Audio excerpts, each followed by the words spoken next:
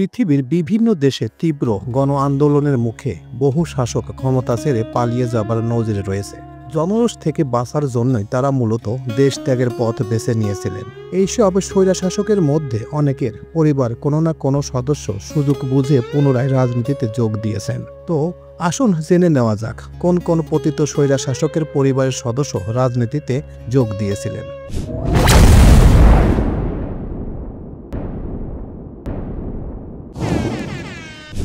লিবিয়ার গাদ্দাফি।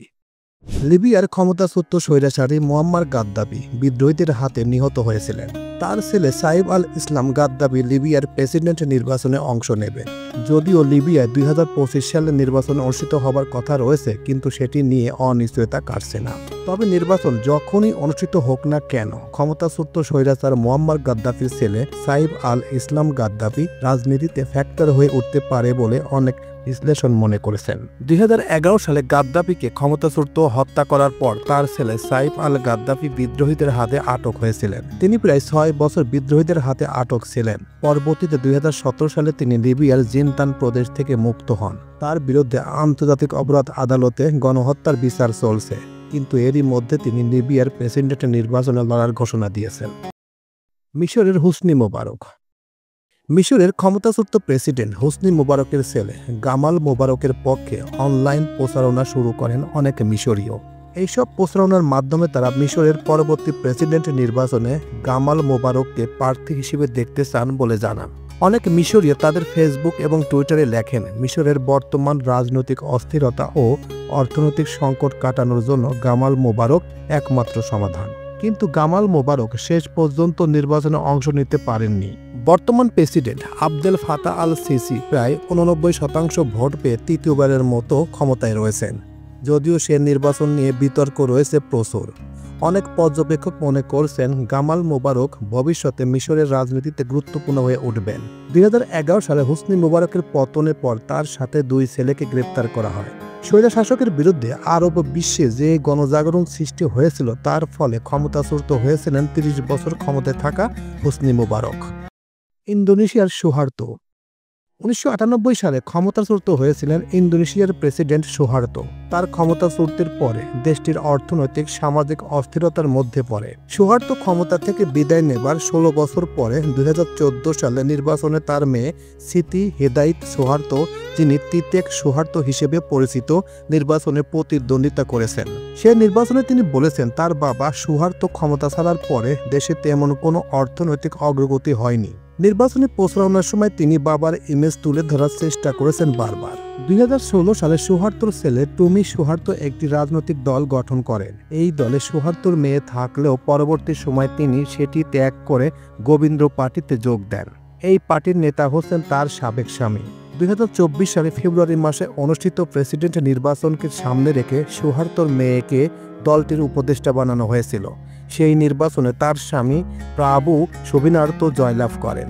সুহার্তো ক্ষমতায় থাকার সময় 1983 সালে তৎকালীন সেনা কর্মকর্তা সুবিনার্তোর সঙ্গে বিয়ে হয় তিতেক সুহার্তোর। 1998 সালে সুহার্তোর পতনের পর তাদের বিচ্ছেদ হয়ে যায়। সুহার্তো ক্ষমতায় থাকার সময় মানবাধিকার লঙ্ঘনের অভিযোগ ছিল সুবিনার্তোর বিরুদ্ধে। তখন তিনি স্পেশাল ফোর্সের কমান্ডার ছিলেন। সুহার্তোর পতনের পর সেনাবাহিনী থেকে অব্যাহতি দেওয়া হয় সুবিনার্তোকে। মানবাধিকার লঙ্ঘনের অভিযোগে সুবিনার্তোকে আমেরিকায় নিষিদ্ধ করা হয়েছিল। ফিলিপিন্সের মার্কোস। ফিলিপিন্সের সাবেক প্রেসিডেন্ট ফার্ডিনান্ড ইন মার্কোস 1986 সালের ফেব্রুয়ারি মাসে ক্ষমতাচ্যুত হয়েছিলেন। ক্ষমতাচ্যুত হবার পর তিনি দেশ ছেড়ে পালিয়ে যেতে বাধ্য হন। তিনি যুক্তরাষ্ট্রে একটি বিমান করে গুয়াম দ্বীপে আশ্রয় নেন। মার্কোস 21 বছর ক্ষমতায় ছিলেন। স্বৈরাচার মার্কোস ক্ষমতাচ্যুত পালিয়ে যাবার পর 36 বছর পরে 2022 সালে তার ছেলে ফার্ডিনান্ড মার্কোস জুনিয়র ফিলিপিন্সের প্রেসিডেন্ট হয়েছেন। নির্বাচনে জেতার পর তিনি বলেছেন, পূর্বপুরুষকে দিয়ে আমার মূল্যায়ন করবেন না, আমার কাজ দিয়ে আমাকে মূল্যায়ন করুন। নির্বাচনের সময় প্রতিশ্রুতি দিয়েছিলেন দেশের ভিতর ঐক্য প্রতিষ্ঠা করবেন, কর্মসংস্থান সৃষ্টি করবেন, অবকাঠামো উন্নয়ন এবং দ্রব্যমূল্য কমিয়ে আনবেন। নির্বাচনে তিনি নিরঙ্কুশ বিজয় লাভ করেছিলেন। নির্বাচনের সময় তিনি অনলাইন প্রচারণার মাধ্যমে তুলে ধরেছিলেন তার বাবার শাসনামলে দেশের অর্থনৈতিক উন্নতি এবং স্থিতিশীলতা এসেছিল। থাইল্যান্ডের থাকসিন। 2005 সালে অনুষ্ঠিত নির্বাচনে বিপুল ভোটে জয় পেয়েছেন থাকসিন সিনাওয়াত্রার দল। কিন্তু 2006 সালে একটি টেলিকম কোম্পানি বিক্রয়কে কেন্দ্র করে তার বিরুদ্ধে ব্যাপক বিক্ষোভ শুরু হয়।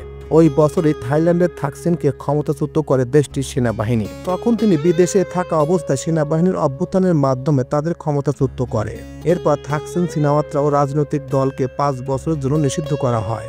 নির্বাচনে প্রতারণার অভিযোগ থাকসিন সিনাওয়াত্রা দলের আরও 111 জন নেতাকে 5 বছরের জন্য রাজনীতিতে নিষিদ্ধ করা হয়। এরপর থাকসিন যুক্তরাজ্যের শেরশাহ নির্বাচনে চলে যান। থাইল্যান্ডের সাবেক প্রধানমন্ত্রী ও ধনকুবের থাকসিন সিনাওয়াত্রার মেয়ে পেতাংতাং সিনাওয়াত্রাকে নতুন প্রধানমন্ত্রী হিসেবে নির্বাচিত করেছে দেশটির পার্লামেন্ট।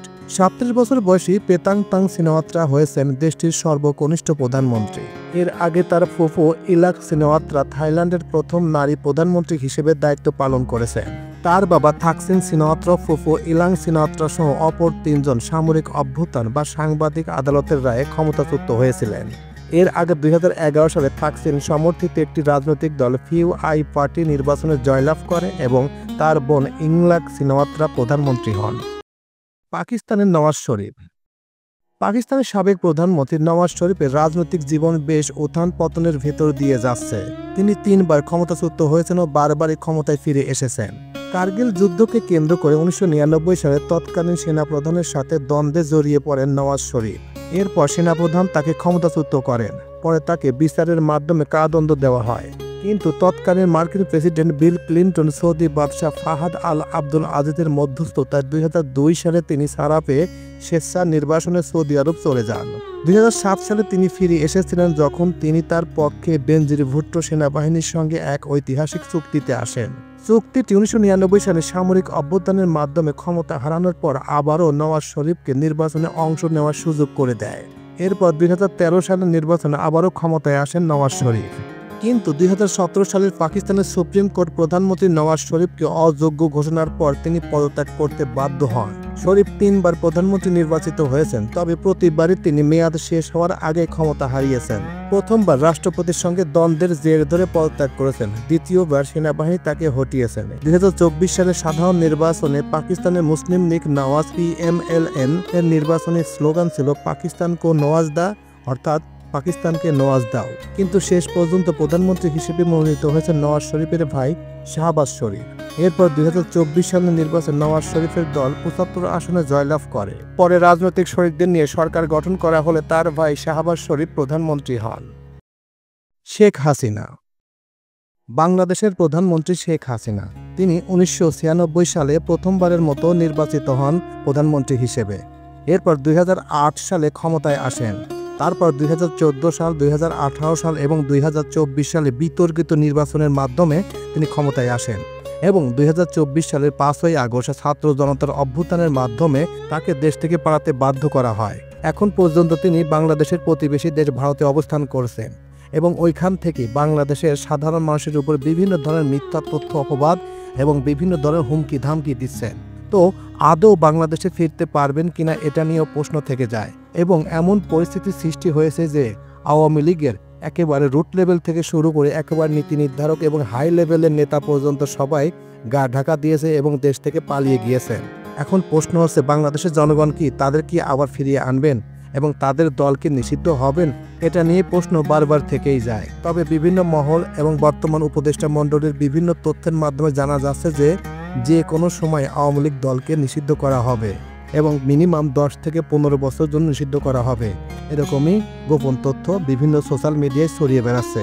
তবে বাংলাদেশের ম্যাক্সিমাম মানুষ, বাংলাদেশের 16 কোটি মানুষ কেউই চান না শেখ হাসিনা আবার ক্ষমতায় আসুক, আওয়ামী লীগ আবার ক্ষমতায় আসুক। কারণ গত 16 বছর বাংলাদেশের সাধারণ মানুষের বাক স্বাধীনতা কেড়ে নিয়েছিল, বাংলাদেশের সাধারণ মানুষের কথা বলার স্বাধীনতা কেড়ে নিয়েছিল, এমনকি বাংলাদেশের সাধারণ মানুষ ভয়ে কথা বলতে পারতো না। এরকম বিভিন্ন ধরনের সমস্যায় পড়েছিল। এই জন্য বাংলাদেশের সাধারণ মানুষ শেখ হাসিনা এবং আওয়ামী লীগের ক্ষমতায় আসুক সেটা তারা চান না। তো এই ছিল মোটামুটি আমাদের আজকের প্রতিবেদন। উপরোক্ত প্রতিবেদন থেকে আমার একটা জিনিসই বুঝলাম যে স্বৈরা শাসক যারাই হয়েছেন তাদের শেষ পরিণতি খুবই ভয়ঙ্কর হয়েছে। এমন ভয়ঙ্কর হয়েছে যে পৃথিবীর ইতিহাসে কালির অক্ষরে লেখা রয়েছে এবং তারা দেশেও থাকতে পারে না, বিদেশে যেয়ে থাকতে হয়েছে। বিভিন্ন সময় বিভিন্ন ধরনের সমস্যা সৃষ্টি হয়েছে, এমনকি তাদের সন্তানাদিরা 10 বছর, 15 বছর, 5 বছর পর আবার ক্ষমতায় আসার চেষ্টা করেছেন, কিন্তু ক্ষমতায় থাকতে পারেন নাই। তো এই প্রতিবেদন আপনাদের কাছে কেমন লাগলো? যদি ভালো লেগে থাকে তাহলে অবশ্যই লাইক, কমেন্ট, শেয়ার করবেন। আর যারা এখন পর্যন্ত এই চ্যানেলটি সাবস্ক্রাইব করেন নাই তারা অবশ্যই এই চ্যানেলটি সাবস্ক্রাইব করবেন। তো সবাইকে ধন্যবাদ জানিয়ে এখানেই শেষ করছি। আল্লাহ হাফেজ।